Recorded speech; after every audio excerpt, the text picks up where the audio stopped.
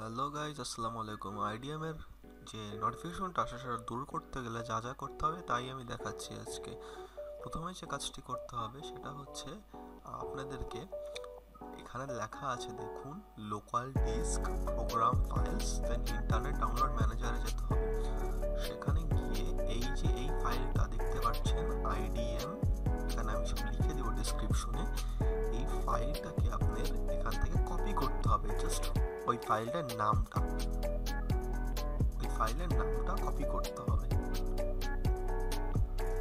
ওই ফাইলের নামটা সুন্দর করে কপি করে আপনি একটা নোটপ্যাডে দরকার হলে লিখে রাখবেন। উপরে লেখা আছে, আমি লিখে দিব, তবুও কোনো সমস্যা হবে না। কোনো প্রবলেম হলে আমাকে ইনবক্স করবেন আপনি। দেন ওই ফাইলটাই কপি করে ওখানেই পেস্ট করতে হবে। দেন আইডিএম ব্রোকার নামে একটা ফাইল আছে, এটাকে কপি করতে হবে। কপি করে এটাকে আবার পেস্ট করতে হবে। পেস্ট করে ওই ফাইলের কপি করা নামটা এখানে দিয়ে দিতে হবে, যেটা ডিলিট করা হয়েছে।